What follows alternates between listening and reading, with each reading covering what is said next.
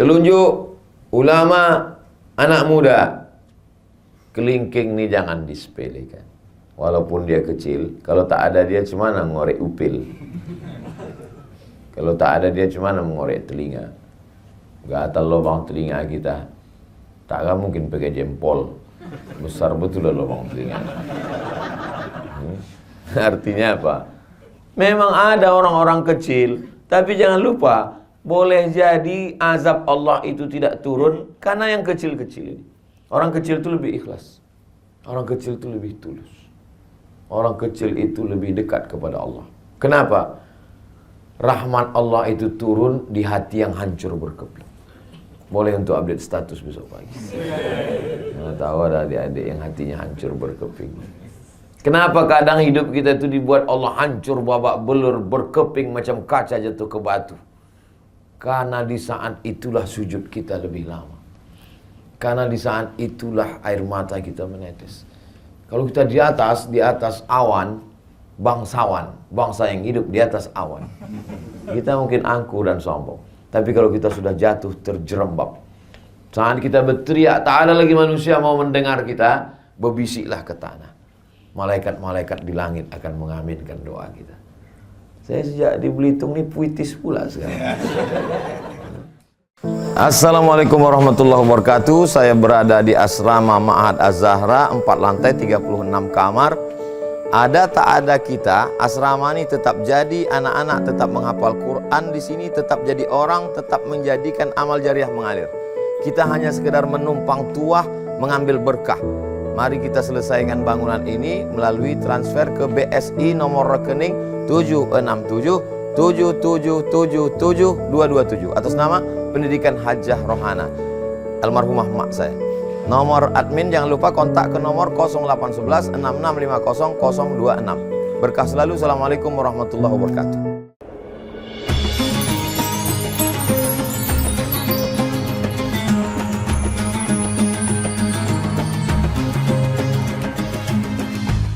Bismillahirrahmanirrahim. Assalamualaikum warahmatullahi wabarakatuh. Alhamdulillah. Allahumma salli ala Sayyidina Muhammad wa ala ali Sayyidina Muhammad. Yang sama-sama kita hormati Bapak PJ Bupati Belitung beserta jajaran, Bapak Sekda, para asatiz, guru-guru kita, Al-Mukarram, Ustadz Kemas Ali, Ustadz Kurnia, alim ulama, cerdik pandai, tokoh masyarakat, Bapak Ibu, hadirin hadirat yang tak dapat saya sebutkan satu persatu, insyaallah kita semua dimuliakan Allah Subhanahu wa taala. Amin ya rabbal alamin. Innallaha idza ahabba 'abdan ista'malahu. Kalau Allah suka kepada seorang hamba, maka hamba itu dipakainya, digunakannya. Kita kalau suka sama baju itu kita pakai, kita gunakan. Suka kita sama cincin itu kita pakai. Kalau Allah suka sama hamba itu dipakainya untuk menolong agamanya. Nah, jadi mudah-mudahan kita termasuk yang dipakai Allah untuk menolong agamanya. Jadi ada beberapa kekeliruan orang, termasuk orang-orang tua pun keliru. Ustadz, bagaimana cara berangkat ke Mesir? Kata beberapa jamaah. Ya saya bilang, tamat pondok, ikut tes, urus paspor, bisa berangkat. Yang mau berangkat nih siapa Pak? Anak saya. Anaknya mau? Enggak. Kalau gitu Bapak aja yang berangkat. Jadi banyak orang tua menganggap menolong agama ini mesti jadi ustadz tamat Al-Azhar Mesir. Padahal kalau anaknya tidak punya kemauan, dia tidak akan pulang menolong agama. Justru pulang itu dia tidak jadi Nabi Musa, dia jadi Fir'aun. Kalau tak percaya sama saya, tanya sama Ustaz Iskandar. Jadi pakailah apapun yang sudah ditempatkan Allah kita di dunia ini, pakai dia untuk menolong agama Allah.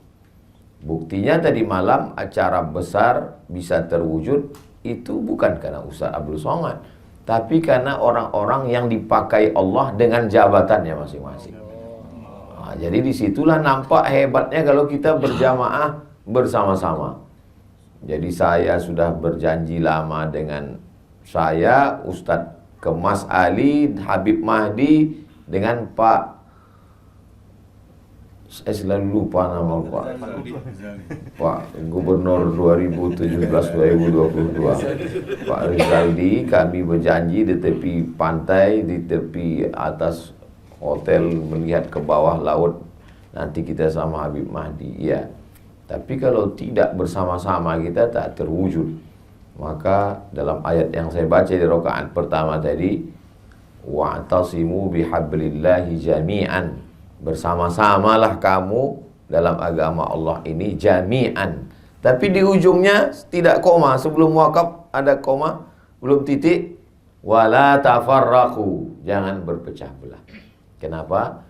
Karena bersatu dalam acara itu susah, menyatukan orang itu susah. Tapi yang lebih susah lagi adalah setelah bersatu tetap menjaga persatuan. Nah, itu lebih susah.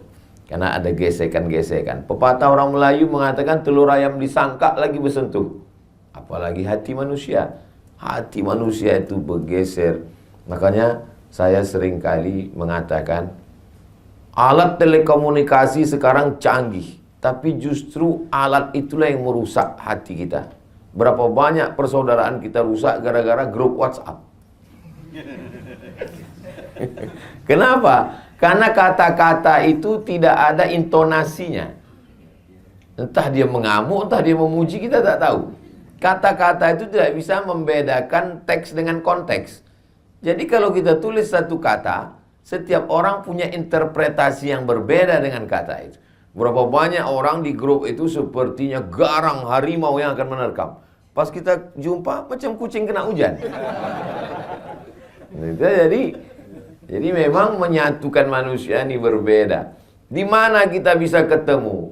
Kita bertemu pada satu titik. Titiknya namanya mukhlishina lahuddin. Ikhlas. Kalau semuanya karena Allah, maka tidak akan lelah. Lelahku lillah. Boleh untuk ditulis untuk baju kaos. Tapi jangan dibawa sholat tarawih. Jadi tengok orang di belakang senyum dia. Kalau kita sudah disatukan Allah dalam agama ini, maka dengan segalanya, Pak PJ dengan kekuasaannya, Ustadz dengan ilmunya, ada hamba Allah yang dulu pernah mengurus grup band jadi mengurus Ustadz. Tak boleh sebut nama, menjaga kode etik. Itu kan mirip-mirip semua. Ngurus pentas, ngurus sound, ngurus pengawalan, ngurus ketertiban penonton. Bedanya yang dulu penonton sekarang disebut jamaah. Yang dulu yang tampil itu membawakan lagu-lagu setan, sekarang membawakan sholawat, tausiah. Itu aja, tapi entertainnya sama. Ilmunya itulah yang dibawa menolong agama ini. Jadi kalau ada orang-orang yang dulu punya kemampuan show, entertain, lalu kemudian setelah dia taubat ditinggalkannya semua. Dulu abang bisa ngurus-ngurus acara nih. Itu dunia jahiliyah udah saya tinggalkan Pak Ustaz. Oh, tidak ditinggalkan. Makanya kata Nabi, khiyarukum fil jahiliyah, khiyarukum fil Islam. Kalau dulu di zaman jahiliyahnya dia adalah orang terjahat, maka setelah dia masuk Islam, dia berubah jadi orang baik, tapi dunia itu tak dia tinggalkan. Contoh, Khalid bin Walid. Ketika perang Uhud, Khalid bin Walid lah yang menyerang Nabi di Bukit Uhud itu. Ini Bukit Jabal Rumat, Bukit Pemanah. Kata Nabi, ku tinggalkan 70 pemanah di atas, aku turun ke bawah. Nanti kalau kalian lihat saya menang, kalian jangan turun. Kalau kalian lihat saya kalah, kalian pun jangan turun. Kalian konsen di atas. Saya setelah pakai cincin satam ini mau begini aja tangan saya.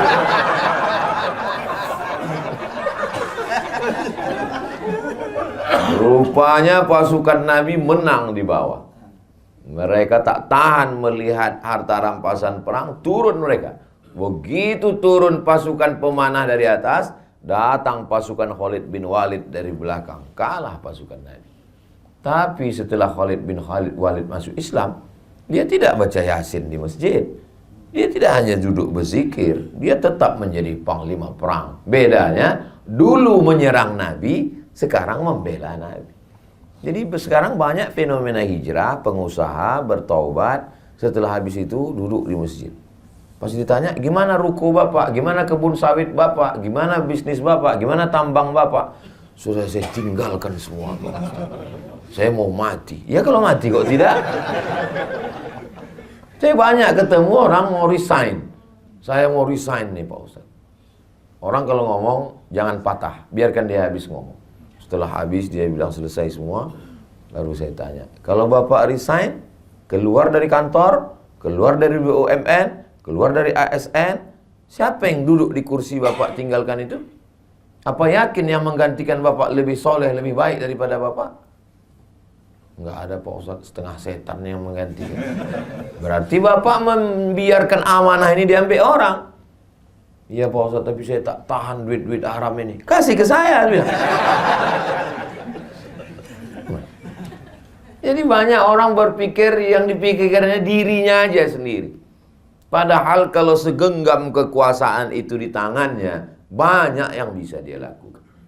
Jadi kalau ada orang berpikir yang penting saya sholat subuh, yang penting saya puasa Senin Kamis, yang penting saya tahajud malam, yang penting saya berzikir. Kalau begitulah cara berpikir, takkan merdeka Palestina oleh Salahuddin Al-Ayyubi. Tidak akan menang umat Islam melawan Konstantin oleh Muhammad Al-Fatih.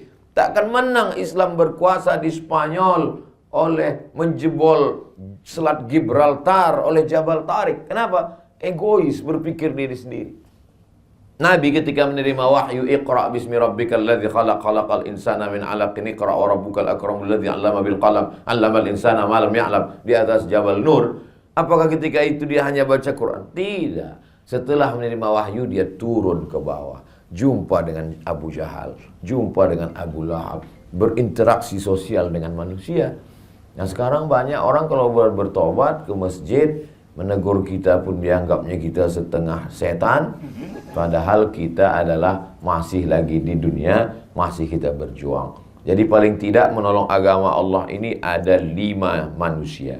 Yang pertama adalah orang yang bisa menggunakan telunjuknya.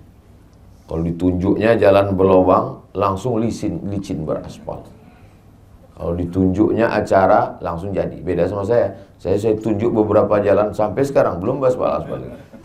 Karena saya tak ada kekuasaan. Orang-orang yang punya kekuasaan ini dipakai untuk menolong agama Allah luar biasa. Tunjuk jalan, berdiri pondok pesantren. Tunjuk lagi tanah, berdiri Islamic Center.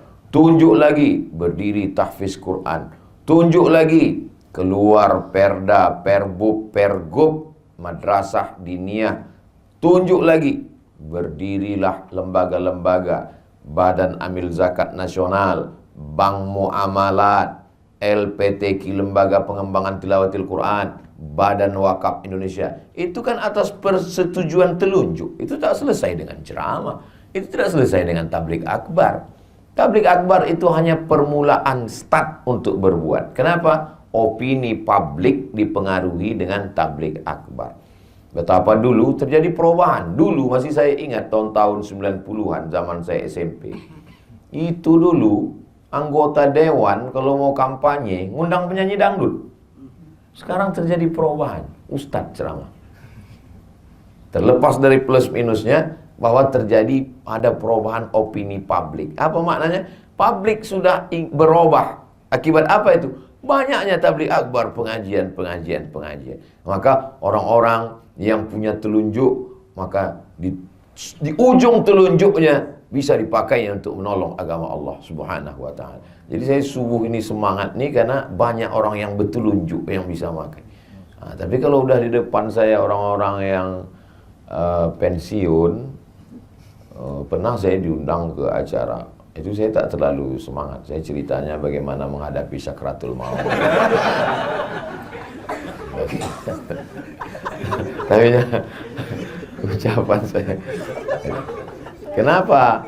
Karena saya suka kali kalau saya jumpa sama orang, saya katakan bahwa semua ini berakhir. Tapi kita mau meninggalkan sesuatu. Sampai saya di Kairo tahun 2017. Setelah pulang 2002 saya tak pernah ke Mesir lagi. Pas 2017 saya datang lagi karena rindu. Sebulan saya di sana. Diundanglah sama KMM, Kesepakatan Mahasiswa Minangkabau. Bagus sekali rumahnya, 3 lantai. Di bawah tuh basement, lantai 1, lantai 2, lantai 3, atap lapang. Kanan, kiri, kamar, besar rumah bisa berkumpul. Saya bilang bagus sekali rumah kalian ini. Ini Pak Gubernur kami yang belikan Pak Ustaz. Udah berhenti dia dengan 1 tanda tangan. Mengalir berapa banyak orang yang akan belajar sampai hari kiamat hanya dengan 1 tanda tangan. Lalu kemudian saya jumpa dengan beberapa sahabat-sahabat yang dekat. Saya bilang, bagusnya Pak, kalau kita tidak ulama, tapi kita bisa dapat amal jariah, Bapak kirimlah ini anak-anak yang tercerdas, terpintar, buat tes, berangkatkan. Kemarin datang dia ke rumah menyambut bulan puasa. Alhamdulillah Ustaz Somad, sudah kita kirim 10 ke Mesir. Masya Allah. Makannya Pak, saya tanggung. Saya cemas juga dikirimnya meninggal orang itu. Nah, apa makan dia di Mesir kan? Kami tanggung Pak Ustadz. Ongkos pulangnya Pak, kami tanggung. Lapang saya. Apa untungnya sama Ustadz? Tak ada untung, tak ada. Anak kemanakan saya masuk di situ, keluarga saya tak ada. Tapi membalaskan sakit hati saya dulu. Karena saya dulu berangkat tak ditanggung Pemda. Sakit hati saya.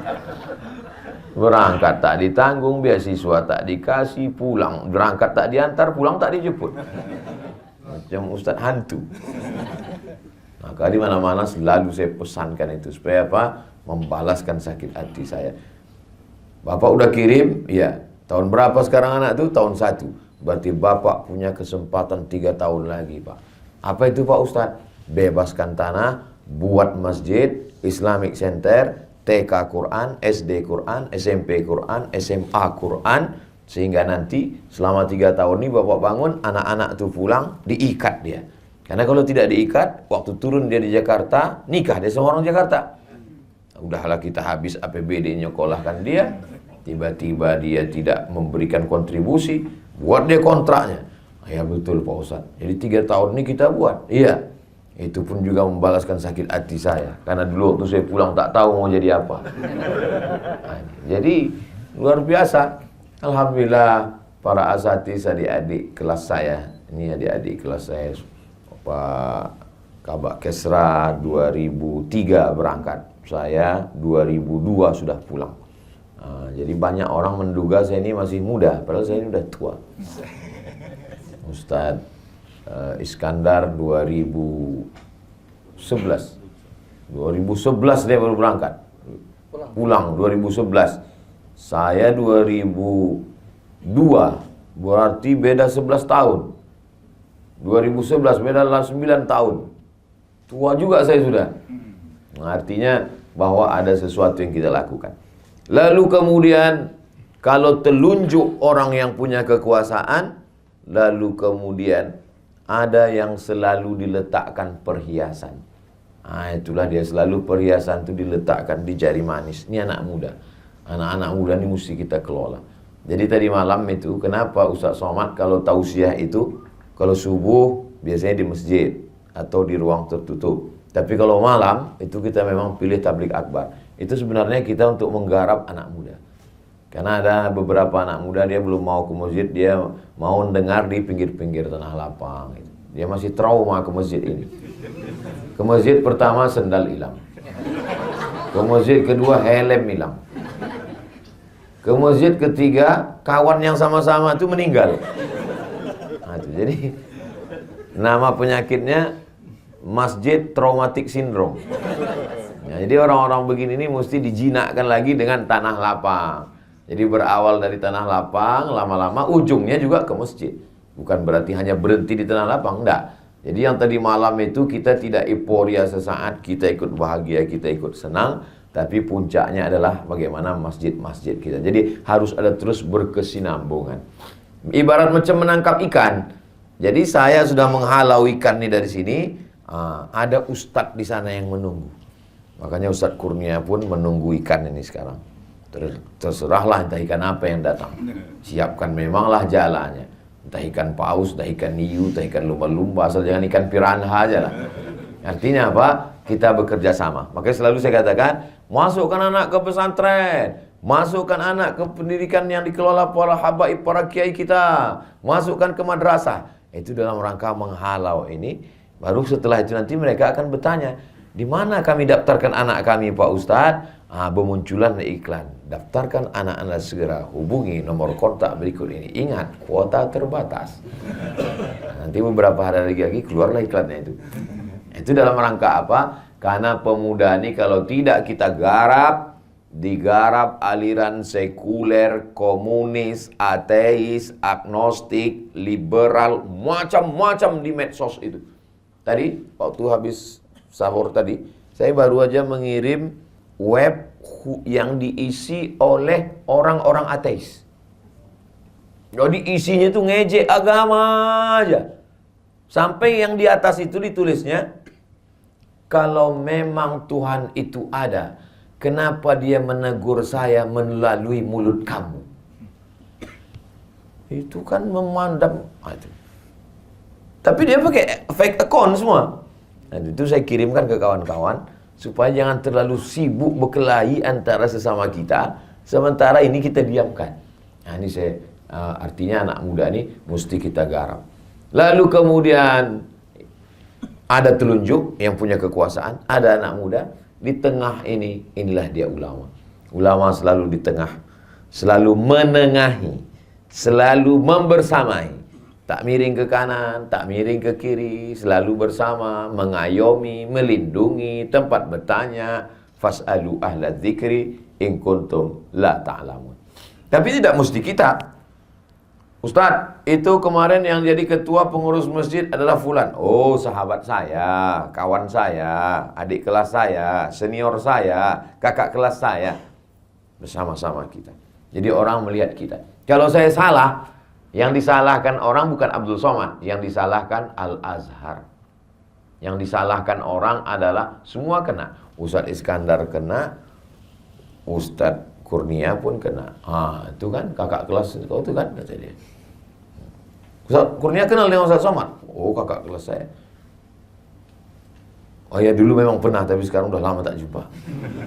Nauzubillah. Mudah-mudahan kita istiqomah insyaallah. Karena kita sudah membawa Islam, sudah membawa Quran, membawa hadis Nabi. Jadi tidak hanya sekedar membawa personal nama kita. Saya dikasih tahu tadi sampai 5.30, setengah 6. Terasa juga dia jam sudah dekat. Telunjuk ulama, anak muda. Kelingking ini jangan disepelekan. Walaupun dia kecil, kalau tak ada dia cuma ngorek upil. Kalau tak ada dia cuma mengorek telinga. Gatal lubang telinga kita. Takkan mungkin pakai jempol. Besar betul lah lubang telinga. Artinya apa? Memang ada orang-orang kecil, tapi jangan lupa, boleh jadi azab Allah itu tidak turun karena yang kecil-kecil ini. Orang kecil itu lebih ikhlas. Orang kecil itu lebih tulus. Orang kecil itu lebih dekat kepada Allah. Kenapa? Rahmat Allah itu turun di hati yang hancur berkeping. Boleh untuk update status besok pagi. Mana tahu ada adik-adik yang hatinya hancur berkeping. Kenapa kadang hidup kita itu dibuat Allah hancur babak belur, berkeping macam kaca jatuh ke batu? Karena di saat itulah sujud kita lebih lama. Karena di saat itulah air mata kita menetes. Kalau kita di atas awan, bangsawan, bangsa yang hidup di atas awan, kita mungkin angkuh dan sombong. Tapi kalau kita sudah jatuh terjerembab, saat kita berteriak, tak ada lagi manusia mau mendengar kita, berbisiklah ke tanah. Malaikat-malaikat di langit akan mengaminkan doa kita. Saya sejak di Belitung ini puitis pula sekarang. Nah, maka orang-orang kecil sepele ini jangan disia-siakan. Masya Allah, tabarakallah. Kemarin Ustadz kita berbuka bersama 16.000 porsi. Terbayanglah itu berapa duit. Dari mana itu datang? Bahkan sampai ada LSM yang mempertanyakan ini datang dari mana. Tapi panitia kita luar biasa. Kalau abang mau nambah duitnya silakan datang. Kan mantap. Nggak perlu marah-marah, nggak perlu ngamuk-ngamuk. Ngapa tanya-tanya? Ini tak perlu. Ini dari mana duitnya? Kalau mau nambah silakan datang. Kalau nggak mau nambah, ya paling tidak jangan nambah beban. Kan sudah. Lebih baik lembut tapi mengena. Untuk apa keras tak kena? Begitulah. Dari mana jawaban-jawaban lembut itu datang? Dari Allah. Allah kirimkan ke hati dan pikiran orang beriman supaya orang tak tersinggung, tapi mengena dalam hati. Sampai mati dia ingat itu. Akan datang kalau ada acara tabligh akbar lagi, mau menelpon, kena lagi nanti gitu. Begitulah Allah SWT cara melindungi. Kadang kita tak pernah terpikirkan sesuatu, tapi Allah yang membisikkan. Kalau bisikan datang dari malaikat yang dikirim oleh Allah, ilham namanya. Kalau bisikan yang datang dari setan, waswasah namanya. Lil insani lammatani. Manusia itu punya bisikan. Datang dari setan, datang dari malaikat. Kalau kita berwudu, kita beristighfar, kita sholat sunat, kita istiqomah, datang bisikan-bisikan yang kadang tak terlintas di hati dan pikiran kita. Begitu juga kalau kita jahat, kita buat dosa, datang juga bisikan-bisikan untuk buat dosa yang tak terlintas di hati pendosa sekalipun. Ada aja ide-idemu untuk buat dosa itu yang tak terpikirkan orang. Jadi kalau Bapak Ibu melihat ada orang, heran. Dia kalau mau buat dosa ini ada aja idenya Pak Ustaz. Berarti memang kawan-kawan setan. Satu geng dia. Yang punya telunjuk, sudah. Yang penengah, sudah. Anak muda, sudah. Orang kecil, sudah. Ada orang-orang yang perlu selalu diberikan pujian. Wah, ini mak-mak garis keras. Mereka ini gerakannya luar biasa, selalu siap. Ibu bawa makanan, siapkan jamaah, siap katanya. Tapi mesti sering, masih dikasih gini, mantap. Support luar biasa. Perempuan itu dia ingin mendengarkan kata-kata pujian. Makanya Nabi menggunakan itu. Apa kata Nabi kepada Sayyidatuna Aisyah? Ya Humaira, wahai engkau yang kulitnya putih, kalau kena cahaya matahari kemerah-merahan. Jadi terngiang itu di telinga. Boleh Pak Ustaz, istri saya panggil wahai orang yang kulitnya putih, kena cahaya matahari kemerah. Apa pula salahnya? Pulang dari sini nanti panggil ya Humaira. Tapi kalau bisa sesudah berbuka. Kalau jam 2, jam 1 ya Humaira, kau ngejek aku ya kata dia. Jangan pula terlalu jujur. Ini terlalu jujur balik. Ya Hajar Aswad. Ngamuk lah dia. Jadi kita memang harus selalu memberikan kata-kata yang baik, mengangkat hati, perasaan, mensupport, memberikan. Kita pun terasa itu. Kadang ada orang-orang, tapi jangan terlalu berlebihan. Dia macam garam juga itu. Kalau pas dia penempatan garamnya itu pas dia enak. Tapi kalau terlalu berlebihan, asam naik apa, kita pusing kepala kita mendengar pujian-pujian. Makanya kata Nabi, kalau orang terlampau memuji, ambillah pasir dan hembuskan ke wajahnya. Jadi kita pun siapkan, letakkan pasir. Kalau ada orang terlampau memuji, kenapa Bapak gini kan banyak kali bercerita.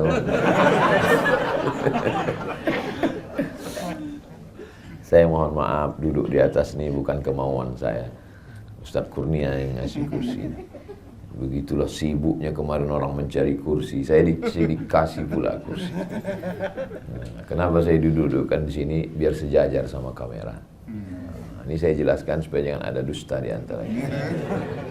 Nah, setelah pertemuan ini kita tidak berpisah. Karena kita akan selalu bersama dalam doa. Tak putus doa saya untuk Pak PJ beserta Ibu, Pak Ezaldi beserta Ibu, untuk Pak Sekda beserta Ibu, untuk seluruh Belitung saudara-saudara saya dalam La ilaha illallah Muhammad Rasulullah SAW. Mudah-mudahan Allah menjaga bapak-bapak Ibu semua. Allah menjaga Belitung, Allah menjaga saudara-saudara kita sebangsa setanah air, dijadikan Allah negeri ini baldatun thayyibatun wa rabbun ghafur. Keluarga kita sakinah mawaddah warahmah, anak-anak kita soleh dan solihah. Istiqomah kita sampai mati dalam la ilaha illallah. Ala hazihi niyah, untuk niat yang baik ini. Al-Fatihah. A'udzubillahi minasyaitonirrajim. Bismillahirrahmanirrahim. Alhamdulillahirabbil alamin arrahmanirrahim maliki yaumiddin. Iyyaka na'budu wa iyyaka nasta'in. Ihdinas siratal mustaqim. Siratal ladzina an'amta 'alaihim ghairil maghdubi 'alaihim waladdallin. Amin. Allahumma inna nas'aluka salamatan fid din. Selamatkan kami dalam agama kami, dalam akidah Ahlussunnah wal Jamaah. Jangan sampai anak cucu kami murtad, na'udzubillah. Jadikan mereka istiqamah dalam iman dan Islam. Wa afiatan fil jasad. Sehatkan badan kami supaya kami bisa beribadah, menolong agamamu. Wa ziyadatan fil ilmi. Tambahkan ilmu kami supaya benar amal kami. Wa barakatan fil rizqi. Berkahi rezeki kami supaya kami bisa menolong dengan wakaf, zakat, infak dan sedekah. Wa taubatan qablal maut. Dosa kami banyak, berikan kami taubat sebelum mati. Wa rahmatan indal maut. Curahkan rahmatmu ketika kami mati. Wa maghfiratan ba'dal maut. Berikan kami ampunan sesudah kami mati. Allahumma hawwin alaina fi sakaratil maut.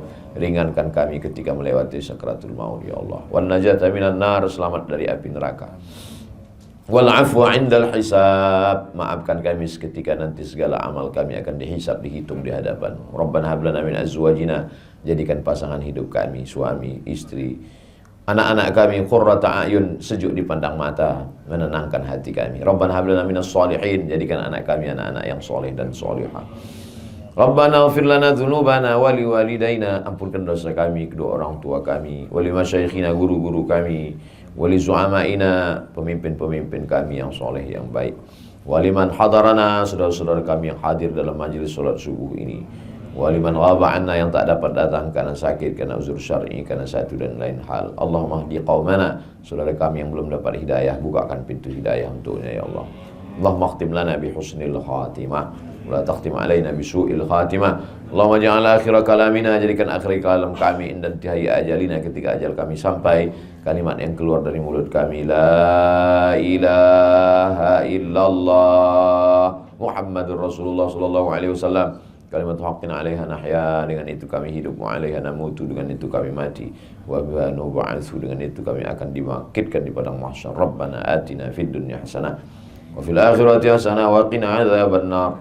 Wa sallallahu ala sayyidina Muhammad wa ala alihi washabbihi wasallam. Walhamdulillahi rabbil alamin. Taqabbalallahu minkum minna wa minkum taqabbal ya. Terima kasih kepada Bapak Ibu semua. Mohon maaf atas segala kesilapan dan kekhilafan. Kami akan bertolak menuju Palembang. Besok pagi saya pulang ke Pekanbaru. Mohon maaf lahir dan batin. Minal aidin wal faizin. Taqabbalallahu minna wa minkum sholihal a'mal. Wassalamualaikum warahmatullahi wabarakatuh.